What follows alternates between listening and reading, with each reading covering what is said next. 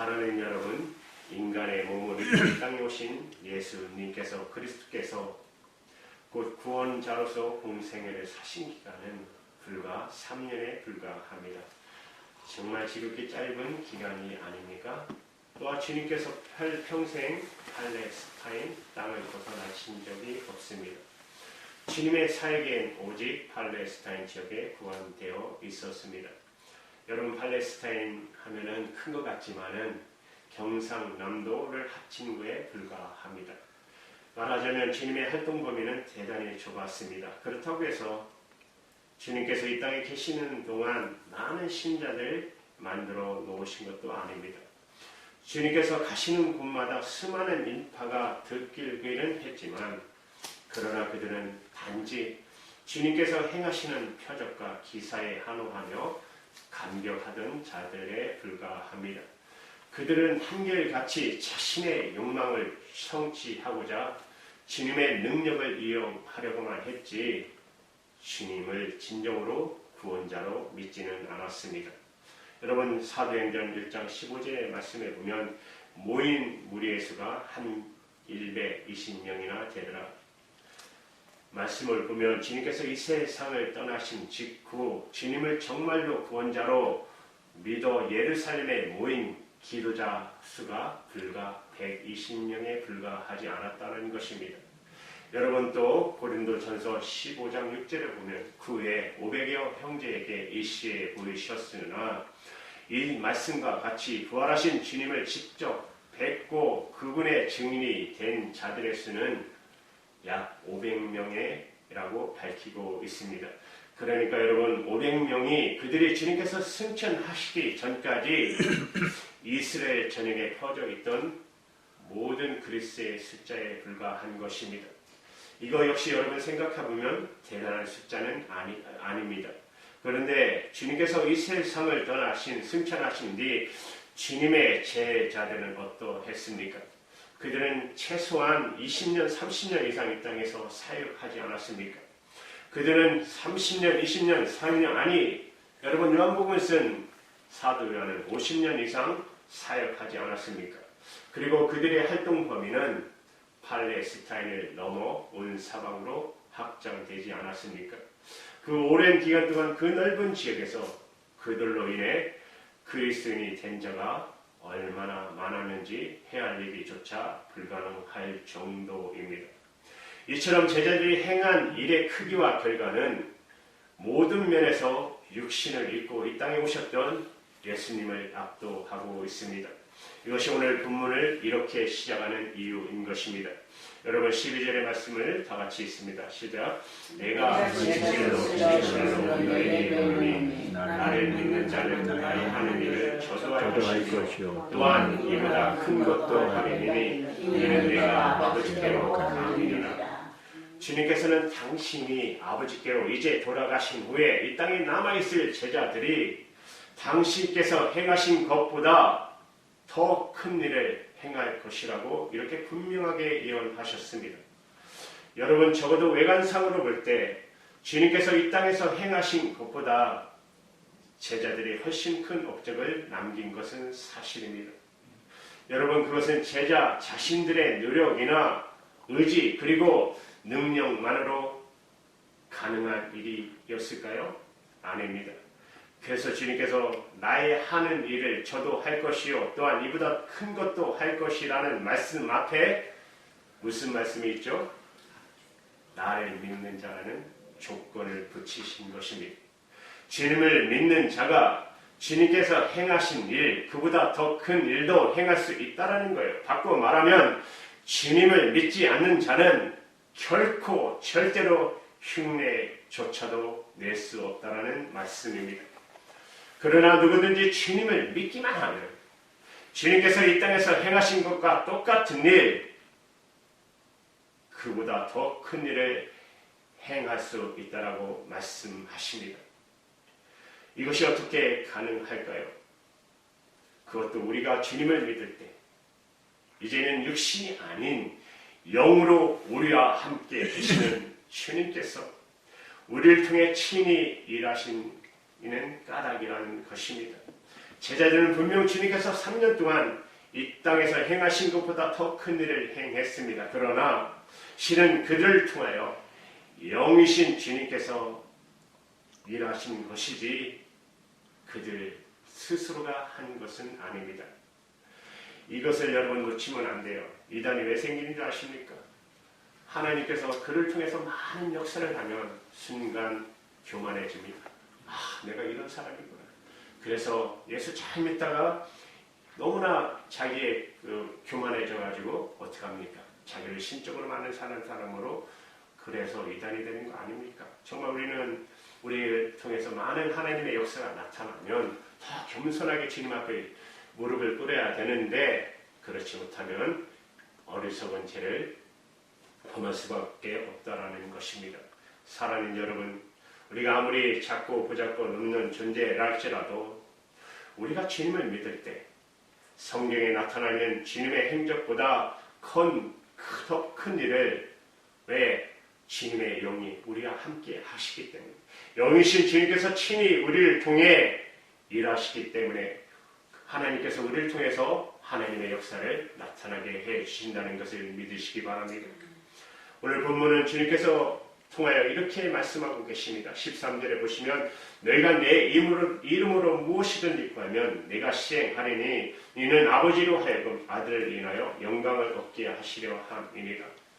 여러분, 이 말씀의 뜻은 우리가 주님을 믿을 때 주님의 이름으로 구하기만 하면 주님께서 하나님 아버지의 영광을 위하여 무엇이든지 이루어 주시겠다는 약속입니다. 우리 인간 처지에 볼 때 감격적이고 위대한 약속이 아닙니까? 이 약속이 얼마나 귀중한지 주님께서는 한 번이 아니라 14절을 통해 똑같은 말씀을 되풀이하고 계십니다. 내 이름으로 무엇이든지 내게 구하면 내가 시행하리라. 지난 2000년 동안 얼마나 많은 사람들이 주님의 이 말씀 속에서 소망을 얻고 용기와 힘을 얻었습니까? 얼마나 많은 사람들이 이 말씀을 붙잡고 절망과 좌절을 딛고 이루었었습니까? 그러나 그 반면에 이 구절의 의미를 잘못 해석하여 얼마나 많은 사람들이 엉뚱한 것을 구하려고 얻으려다가 기도의 응답을 받지 못하는 그 일평생을 의미 없는 고 소진했습니다. 우리는 주님의 이 소중한 약속 말씀 앞에 분명히 명철해져야 합니다. 오늘 13절 14절에 너희가 내 이름으로 무엇이든지 구하지 내가 시행하리니 똑같이 말씀하셨어요. 내 이름으로 무엇이든지 내가 구하면 내가 시행하리라. 주님께서 같은 시각 같은 장소에서 같은 사람을 앞에 두고 똑같은 말씀을 되풀이하는 이 말씀의 무게는 도대체 무엇일까요? 다시 말해 주님께서 이 말씀 중에 강조하시고자 하는 것이 있습니다. 무엇인지 구하면 다 이루어 주시겠다는 것입니까? 만약 그렇다면 여러분 주님과 우리 알라딘의 램프 유적 아시죠? 그게 비비면 나와서 소원 말하면 다 들어주잖아요. 아니 우리가 말하는 소위 무당 사이에 무슨 차이가 있겠습니까? 무당 역시 주님 역시 무엇인지 구하면 그것이 옳든지 선악을 따지지 않고 다 이루어졌다고 약속하면서 돈 받고 있잖아요. 우리 주님께서는 여러분 무당 아니지 않습니까? 우리 주님께는 무당이 감히 흉내내 엄두조차 낼 수 없는 전능하신 하나님 아니십니까? 주님께서 본문을 통하여 내 이름으로 구하란 말씀을 강조하고 계시다는 사실에 본문의 무기가 바로 여기에 실려 있어요. 아무거나 무턱대고 구한다고 해서 다 이루어지는 것이 아니라는 거예요. 그렇다면 여러분 이 경우 주님의 이름으로 구한다는 것은 구체적으로 무엇을 의미하는 것일까요? 우리는 기도한 뒤에 모든 말씀을 예수님의 이름으로 기도합니다라고 고백하며 기도를 끝마치잖아요. 그 뜻은 죄인인 우리는 감히 거룩하신 하나님 앞에 직접 기도를 드릴 수 없으므로 구원자 되시는 예수님의 이름을 통해 그 이름을 빌어 기도를 드리고 고백하는 것입니다. 이처럼 내 이름으로 기도하라는 것인 기도의 내용과 드리는 것이 상관없는 것이 아니라 단지 주님의 이름으로 기도를 마무리하는 의미가 아니라는 거예요. 그것이 아니라는 것은 주님의 이름으로 마무리하는 우리의 숱한 기도 중에 상당 부분이 여러분 드린 그 기도대로 이루어지지 않는 것을 보며 충분히 증명되고도 남을 것입니다. 그렇다면 내 이름으로 기도하라는 이 말씀의 참된 의미는 과연 무엇이죠? 모든 이름은 그 이름에 합당한 실상을 갖고 있습니다. 대통령이란 이름은 그 이름에 합당한 대통령의 실상의 이름을 갖고 있고, 여러분 어버이라는 이름을 걸맞는 실체를 요구를 하고 있는 것입니다. 모든 이름이 다 이와 같습니다. 만약 누구든지 그 이름과 실상 그 자체가 서로 부합되지 아니할 때 명과 실이 명실공히 상부하지 않을 때 여러분 더 이상 그 이름을 지닐 자격이 없다라는 것입니다. 그럼에도 그 이름을 지니려 한다면 바로 그 이름 때문에 그는 자신과 타인을 동시에 망치는 어리석음을 범하게 되는 것입니다. 너희는 내 이름으로 기도하라고 주님께서 말씀하실 때 주님의 그 이름에 부합한 실상은 여러분 요한계시록 19장 11절에 예수님의 이름의 실상이 나옵니다. 같이 읽어볼까요? 새 번역서로 시작. 나는 하늘이 열려있는 것을 보았습니다.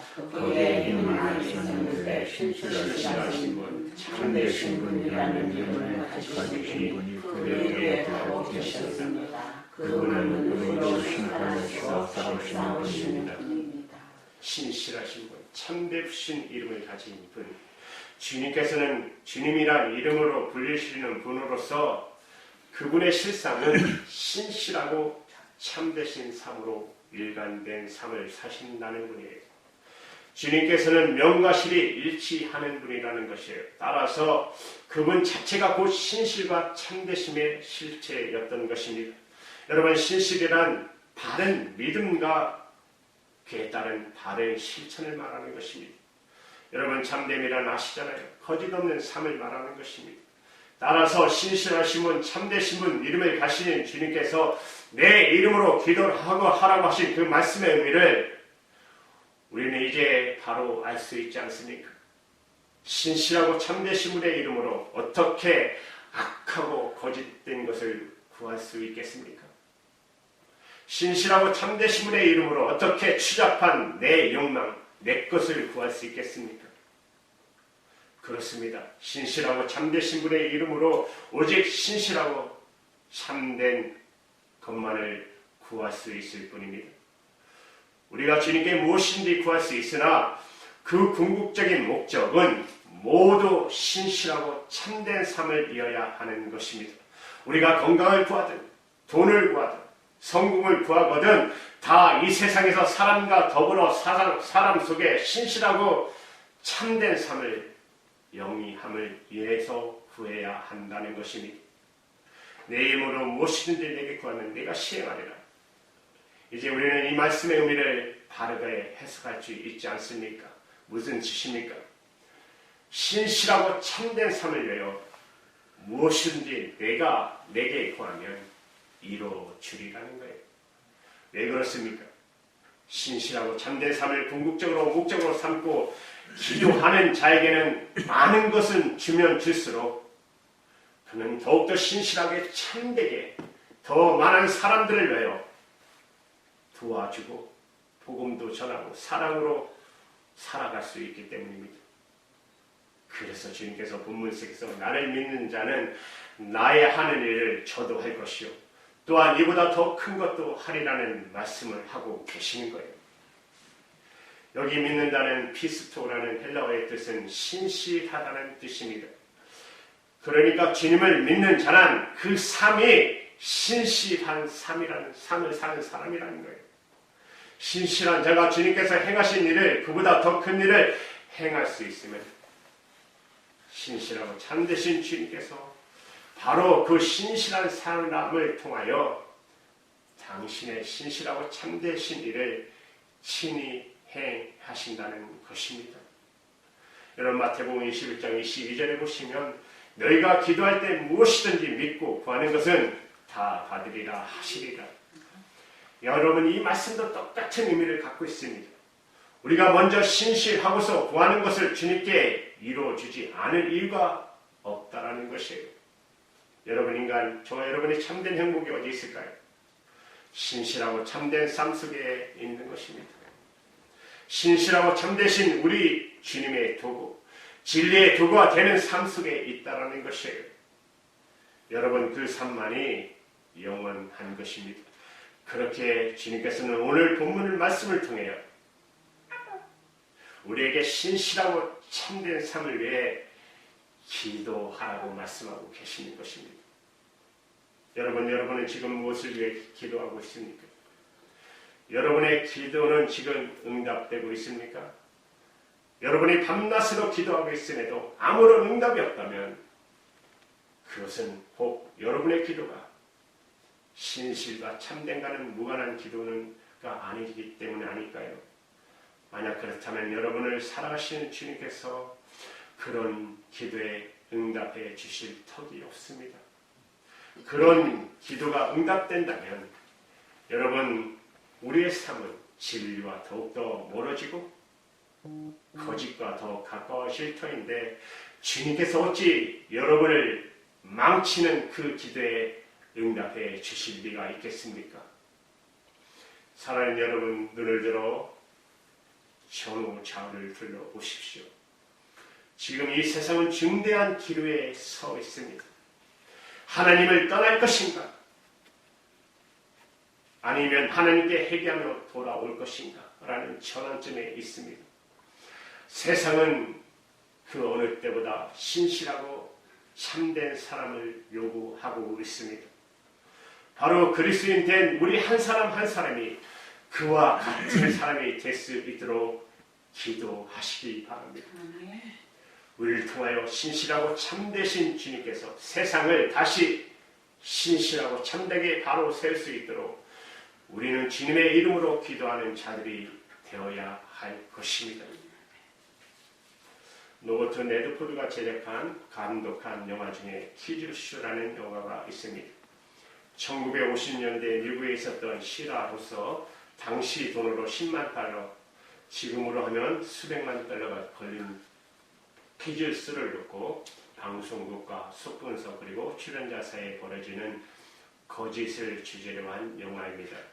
바로 그 부정사건의 장본인 중에 미국 명문 집안 태생의 맨도람이라는 청년이 있었습니다. 그 청년은 자신의 부정이 탄로 나려 하자 방송국과 짜고 자신의 거짓을 은폐하려고 했습니다. 자신의 이름을 더럽혀지지 않기 위해서. 그때 그의 아버지는 아들에게 신실하게 잘못을 인정할 것을 권하며 이렇게 말합니다. 너의 이름은 바로 내 이름이야. 여러분의 이름은 신실하고 참되신 주님의 이름이라는 거예요. 그 아들은 자신의 이름을 위해서는 거짓된 길로 불사하려고 했지만 아버지의 이름을 위해 그는 신실하고 참된 길을 선택할 수밖에 없었다는 것입니다. 사랑하는 여러분, 그리스도인이다. 여러분의 이름으로 사는 자들이 아닙니다. 주님의 이름으로 사는 사람들입니다. 내 이름을 위해서는 불의와 타락할 수 있으나 거룩하신 하나님의 주님의 이름을 위해서는 신실하고 참된 길을 갈 수밖에 없다는 것입니다. 그것만이 저와 여러분이 살 길이고 우리가 살 길이고 이 세상이 살 길이고 우리는 신실하고 참되신 주님의 이름으로 오늘 주님께서 우리에게 약속하셨습니다. 내 이름으로 무엇이든지 내가 구하면 내가 그대로 시행하리라. 아멘이십니까? 아멘. 기도하시겠습니다. 사랑하는